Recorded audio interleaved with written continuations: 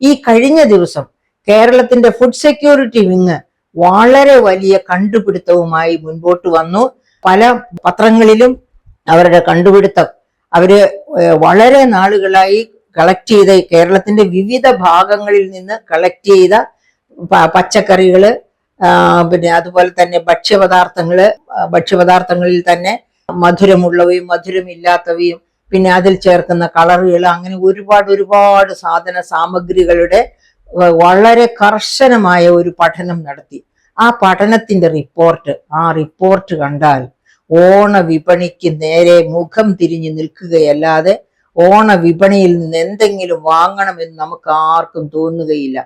അത്ര വിഷമയമായ ഉൽപ്പന്നങ്ങളാണ് ഓണ വിപണിയിൽ നിന്ന് കേരളത്തിൽ തന്നെ വിൽക്കപ്പെടുന്നത്. അധികം സാധനങ്ങളും അങ്ങനെയുള്ളവയാണ്. അതായത് നമ്മൾ മേടിക്കുന്ന വെജിറ്റബിൾസ് എല്ലാം പെസ്റ്റിസൈഡ്സിന്റെ അംശം കൊണ്ട് കലുഷിതമാണ്. അതായത് എന്താ പറയുക, വിഷമയമാണ്. ഇപ്പൊ ഉദാഹരണത്തിന് പച്ചമുളക് എടുക്കുക, കറിവേപ്പില എടുക്കുക, ഇതൊക്കെ വലിയ എല്ലാ സാധനങ്ങളും വിഷമയമായിട്ടാണ് കേരളത്തിലെ വിൽക്കപ്പെടുന്നത്. അന്യ സംസ്ഥാനങ്ങള്, നമ്മുടെ അയൽ സംസ്ഥാനങ്ങള് കേരളത്തിൽ വിൽക്കാനുള്ള ഉൽപ്പന്നങ്ങൾ അവിടെ പോകുന്ന പത്രപ്രവർത്തകർ തന്നെ എന്നോട് നേരിട്ട് പറഞ്ഞിട്ടുണ്ട്. കേരളത്തിലേക്കുള്ളതിന് പ്രത്യേകമായിട്ട് പെസ്റ്റിസൈഡ്സ് അടിക്കും. എന്തിനാണ് അങ്ങനെ ചെയ്യുന്നത്? കാരണം ഇപ്പോ കറിവേപ്പിലയിലെ ഒരു ചെറിയ പുള്ളിപ്പാണ്ട് കണ്ടാൽ അവർ കറിവേപ്പില എടുക്കില്ല. അതുപോലെ തന്നെയാണ് പച്ചമുളക്, ഏത് സാധനമാണെങ്കിലും ഒരു ഇത് കണ്ടാലേ അവരെടുക്കില്ല. അപ്പൊ ഞങ്ങൾ നന്നായിട്ട് ഇത് ചെയ്യും, കാരണം ഒരു പാടും ഇല്ലെങ്കിലേ ഈ സാധനമൊക്കെ വിറ്റുപോകുള്ളൂ കേരളത്തില്.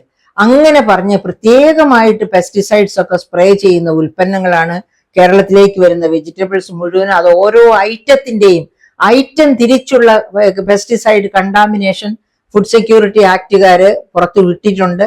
പക്ഷെ അതും പോരാ എന്നാണ് എൻ്റെ അഭിപ്രായം. ഇപ്പൊ ഉദാഹരണത്തിന് കഴിഞ്ഞ ദിവസം ഞാൻ എറണാകുളത്ത് പോയിരുന്നു എൻ്റെ ഒരു ബന്ധുവീട്ടില്. ആ ബന്ധുവീട്ടിലെ അരി അടുപ്പത്തിടാൻ വേണ്ടി ചെമ്പാവരി കഴുകിയപ്പോൾ അവരുടെ കൈ നിറയെ പശ പോലെ ഒരു സാധനം ഒട്ടിപ്പിടിച്ചു. അവരെന്നെ കാണിച്ചു തന്നു. അവരൊരു സയന്റിസ്റ്റ് ആണ്, ഈ ഒട്ടിപ്പിടിച്ച് അരി കഴുകിയ സ്ത്രീയെ.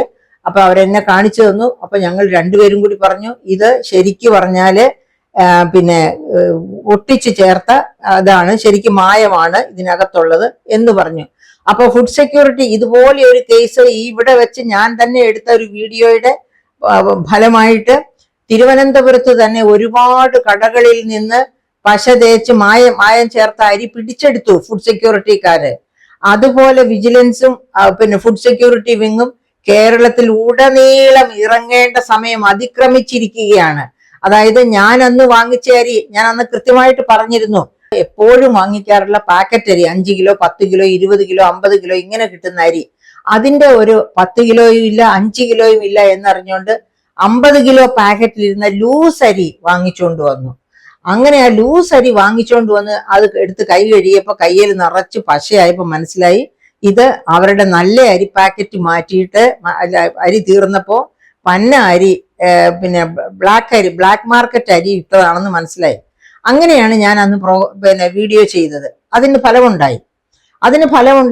ആ കടകളിൽ ഇപ്പൊ വാങ്ങിച്ചാൽ നല്ല അരി മാത്രമേ കിട്ടുള്ളൂ, ഈ മായം ചേർത്ത അരി കിട്ടില്ല. പക്ഷേ ഈ അടുത്ത കാലത്ത് ഞാൻ കടപ്പുറത്തൊരു മീറ്റിങ്ങിന് പോയി.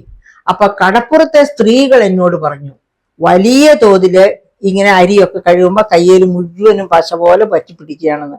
എൻ്റെ പ്രിയപ്പെട്ട ഭക്ഷ്യസുരക്ഷാ വകുപ്പുകാരെ, നിങ്ങൾ ഈ കേരളത്തിലെ മനുഷ്യരെ ഇവര് ഇഞ്ചിഞ്ചായിട്ട് മരിക്കുന്നത് കാണാതിരിക്കണമെങ്കിൽ നിങ്ങൾ നിങ്ങളുടെ ജോലിയോട് സ്വല്പമെങ്കിലും കൂറ് പുലർത്തുന്നുവെങ്കിൽ എല്ലായിടത്തും പോയി, വിജിലൻസുകാർക്ക് ഒന്നും ചെയ്യാൻ പറ്റുന്നില്ല, എല്ലായിടത്തും പോയി ഈ കള്ളന്മാരെ ഒന്ന് പിടികൂടുക. അങ്ങനെ ഇവിടുത്തെ ജനങ്ങളോട് കൂറ് പുലർത്തുക. ഓരോരുത്തരും ഇഞ്ചായി മരിച്ചുകൊണ്ടിരിക്കുകയാണ് ഈ മായം വയറ്റിൽ ചെന്ന്. ഏതൊക്കെ തരത്തിലാ? അരി വഴി, കഞ്ഞിവെള്ളം വഴി, അതുപോലെ തന്നെ പച്ചക്കറികൾ വഴി, ഏത് കഴിക്കുന്നുവോ അതിലെല്ലാം മായമാണ്. ഇനി കടയിൽ നിന്ന് വാങ്ങുന്നത്, ഇപ്പൊ പുറത്തു വന്നിരിക്കുന്ന ആ ലിസ്റ്റ് നോക്കുക. നമ്മൾ കടയിൽ നിന്ന് വാങ്ങുന്ന എല്ലാ പലഹാരങ്ങളിലും അതിൽ ചേർത്തിരിക്കുന്ന കളറുകളും തൊട്ട് ഏത് ഉൽപ്പന്നം എടുത്താലും അപകടം അപകടം അപകടം, അത് മാത്രമേ കാണാനുള്ളൂ. അതുകൊണ്ട് ഈ ഓണം കഴിയുമ്പോഴേക്കും അടുത്ത ഓണത്തിന് മലയാളികൾ ഉണ്ടാകരുത് എന്ന് വിചാരിച്ചല്ല അവർ മായം ചേർക്കുന്നത്.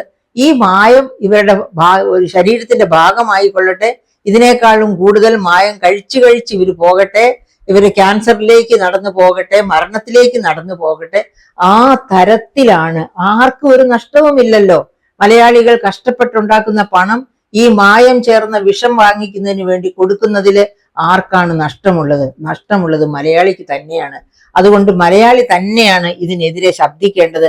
ഭക്ഷ്യസുരക്ഷാ വകുപ്പ് തീർച്ചയായിട്ടും സടകുടഞ്ഞെഴുന്നേൽക്കുകയും കേരളത്തിൽ അങ്ങോളം ഇങ്ങോളം വിൽക്കപ്പെടുന്ന അരി, പയറുവർഗ്ഗങ്ങൾ, മറ്റു ധാന്യങ്ങൾ ഇവയുടെ ഒക്കെ ക്വാളിറ്റി കർശനമായിട്ട് പരിശോധിക്കുകയും ഇവരെയൊക്കെ പിടിച്ച് അകത്തിടുകയും ചെയ്യണം. കർശനമായ ശിക്ഷ കൊടുക്കുകയും ചെയ്യണം എന്നാണ് എൻ്റെ അഭ്യർത്ഥന. അപ്പോൾ എൻ്റെ പ്രിയപ്പെട്ട സുഹൃത്തുക്കളെ, ഞാൻ നന്ദി പറഞ്ഞുകൊണ്ട് നിർത്തുകയാണ്. നമ്മൾ കഴിക്കുന്ന ആഹാരം എല്ലാ തരത്തിലും നമ്മെ വരിഞ്ഞു മുറുക്കിക്കൊണ്ടിരിക്കുകയാണ്. ആര്? ഈ പറയപ്പെട്ട പരസ്യക്കാര്. ഈ പരസ്യത്തിന് വേണ്ടി പണം വാങ്ങിച്ച് പരസ്യത്തിന് നിന്നു കൊടുക്കുന്ന സെലിബ്രിറ്റികളുണ്ടല്ലോ, ഈ സെലിബ്രിറ്റികളെയാണ് ആദ്യം തന്നെ അഴിക്കകത്ത് കയറ്റേണ്ടത്. ഒരു പ്രാവശ്യം ഒരു സെലിബ്രിറ്റിയെ അഴിക്കകത്ത് കയറ്റി കഴിഞ്ഞാൽ പിന്നെ അനുഭവമില്ലാത്ത ഒറ്റ ഉൽപ്പന്നത്തിന് വേണ്ടിയും അവര് അഡ്വർടൈസ്മെന്റിന് വേണ്ടി തുനിഞ്ഞിറങ്ങുകയില്ല. അപ്പം നമ്മളെല്ലാവരും ഒന്ന് കൈകോർത്ത് പിടിച്ച് ഇവരെല്ലാരും പോലീസിൽ കയറ്റാൻ വേണ്ടി, ജയിലിൽ കയറ്റാൻ വേണ്ടി നോക്കണമെന്നില്ല. സ്വന്തം പോക്കറ്റിനെ ഓർത്ത് മര്യാദയ്ക്ക് ചിന്തിച്ചു മാത്രം ഉൽപ്പന്നങ്ങൾ വാങ്ങിക്കൂട്ടുക. ഏതെങ്കിലും പറയുന്ന ഭ്രാന്തന്മാർ പറയുന്ന ഭ്രാന്ത് വർത്തമാനം കേട്ട് നമ്മുടെ പോക്കറ്റ് കാലിയാക്കരുത്.